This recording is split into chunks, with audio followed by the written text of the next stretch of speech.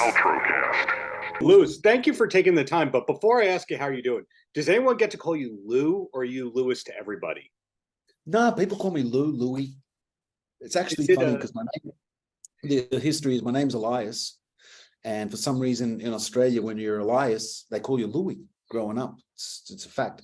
So when I got to LA and I had to sign that first SAG paperwork, they said, "What's your name? It's going to stick forever." I added the S because I thought it sounded really nice. And so it's been Lewis since. But Louis is fine. Yeah, we have a thing here in New York. When your name is Costas, you're probably Gus. So everybody, yes. There's the local Greek nicknames around the world. But anyway, you're doing good aside from answering the same questions over and over and over again? Yes, sir, I am. I'm doing fine, thanks. And are you dialing in from Los Angeles or from Australia? I'm on the border of Bulgaria and Greece right now. Really? Okay, yeah. Going through your resume, Battle for Saipan is another film of yours that was recent where I did the junkets for. You seem to be filming around the world regularly. It's not just New York, LA these days. That is correct, yeah. Actually, for the last 10, 15 years, I've been doing a lot in Romania and Bulgaria, a few in Bulgaria. But primarily all over. And I've been blessed. I like to travel. Thailand was really influential last year with Brandon, obviously, and the flood. And some others.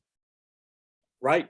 Now, in your case, it would be easy and lazy to say that My Big Fat Greek Wedding changed everything. But for a lot of people, it's Friends that changed everything. But for you, when did it go from being just an Australian actor to international, where the projects could come from anywhere? Was it a particular role?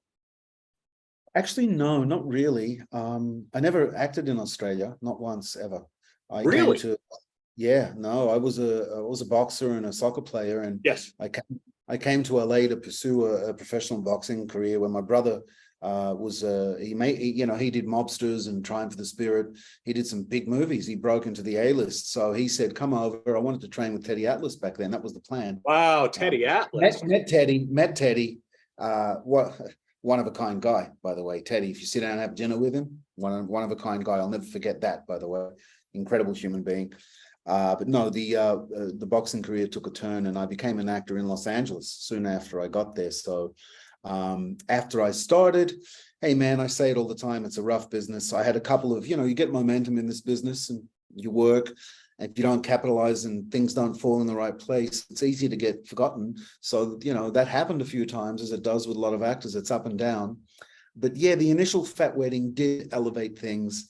Friends, I don't know if it really helped, but it was a great moment in time.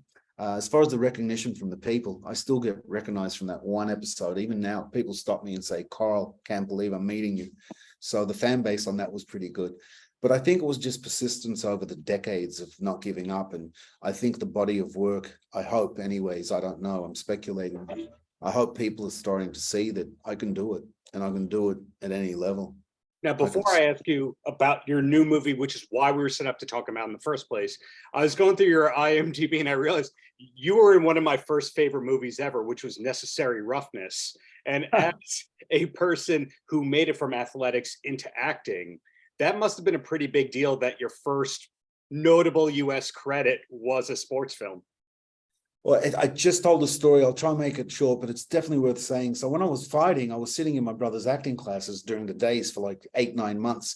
And I eventually got a fight contract on a Sunday with Jerry Buss out of the Forum to fight this Mexican assassin. It's a true story. So here I am set to fight on a Sunday for a fight contract. And Saturday night, a guy called Chris Stanley, was an actor from Janet Alhanti's class, picked me up and said, "I'm going to a party in Malibu." It happened to be Mindy Marin's party. She was an up-and-coming casting lady back then. She was casting Necessary Roughness. So I went to the party just to get my mind off the fight.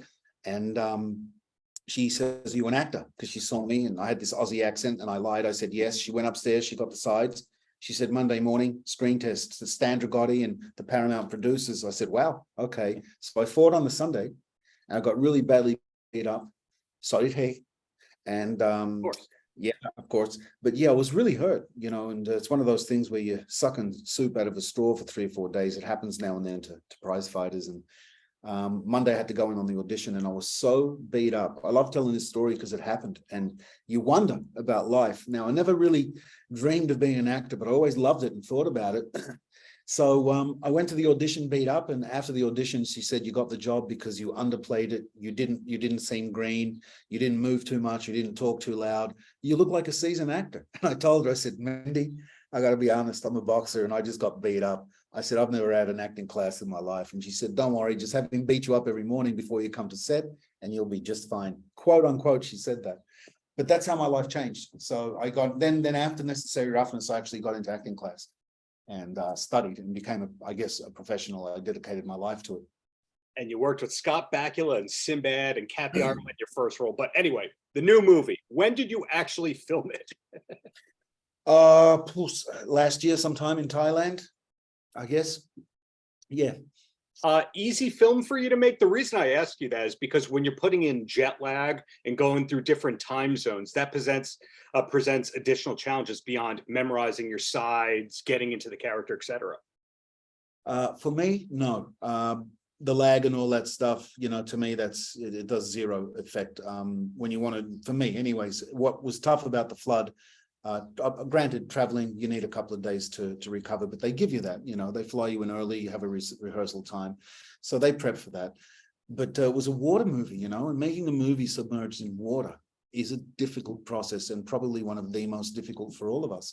I've told the story a few times. I hurt myself pretty bad if you've seen the movie, I haven't yet. But when I jumped out of the water when we were fighting with Casper, I pulled a hamstring and it was a pretty vicious injury. Waterlogged every day, wet every day, getting in and out every day. So you have to get in and out of the thing after every take. Just that alone is hard. So yeah, doing that every day for a whole shoot, being wet every day, doing action and then acting and then waiting wet. I mean, I remember some guys used to get in their underwears for lunch, but I was like, man, it's going to take me half an hour to get undressed. Then I got to put on wet clothes again. I'm just staying wet for a month, man. So yeah, it was rough. But I said this before and I'll keep saying it. When you get a good group of people together, you become like a family and you can get through anything. Is there still a group text thread going from this film? I'm not sure about a group, but we're all in contact. Yeah, I mean, and that's rare. You know, a lot of actors, you'll rap and it's rarely you'll speak again, but we're pretty tight. Casper's, I love Casper and Nikki to death. They're fantastic. And Brandon. But Nikki's one of the funniest people I've ever met. She's hysterical. Agreed. I've had the pleasure. Right. Yeah. Not expect. Yeah, you wouldn't expect it, but more than meets the surface there. Well, two quick questions, and I'll let you go, being mindful of your time here. First one, are we allowed to know which film is next of yours? Because you work steadily, but of course, sometimes films take 1 to 3 years to come out. Yeah, I hope I don't get in trouble, but I think I can share that. Let's say Brandon and I with Mr. Hillen at Hillen Entertainment, we did kind of a trilogy. If you say it like that, I guess we did Battle of Saipan, we did 3 Days in Malay and Operation Bloodhunt. I'm not sure if you know about these other projects, but 3 Days in Malay. Yeah, I've had the pleasure of interviewing Brandon, and I love it. So his wife also very talented. Oh, extremely talented family.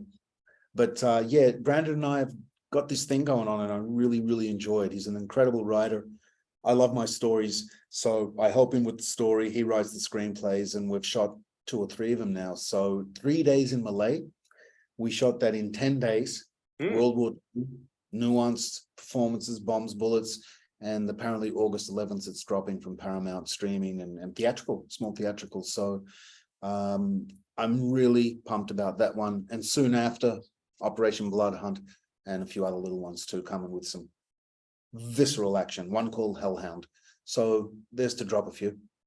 Nice. And the last question, because Brandon, as you mentioned, you've worked on a lot of projects with him and it keeps going. I'm curious what the specific connection between you and him is, besides the craft, affordability, you're available, etc. Is it, for example, do you both like the same sport? Do you both like the same comedy? Is there a common ground besides the craft? Besides the craft, I guess our sensibilities and our passions for the arts of filmmaking, we align there. When it comes to, like, I talk about Breakout, it's a great example. We had a little time to do a big film. It's a big little film, Breakout. And just I have a thing when I get to set. When you read it, it's one thing. When you get to set, it's another. And I call it getting rid of the cheese, anything that doesn't play. And him and I love doing that. And little things like the big guys in Breakout, they were monsters. So I said, bro, we have to discuss this religiously about how we're going to take these guys out so it doesn't look cheesy. And we went through it with a fine-tooth comb. We choreographed it, and we justified this little guy, really taking out these monsters with little means. So we get that. We agree on that, and that is a huge thing to agree on, as in that moralistic sensibility of storytelling. Yeah. Well, similar tastes. Yeah. So I went over my time here pulling back the curtain, but thank you so much, Fine. Lewis, for your many years of great art. Really looking forward to whatever's next, and best of luck in the meantime. Really, really wonderful to see somebody being themselves who didn't want the career, but got the career, and still they're successful decades later. You give a great interview, bro. Great questions, great energy. God bless you. Thanks for the kind words. And I mean that. Thanks a lot, man. Paltrocast.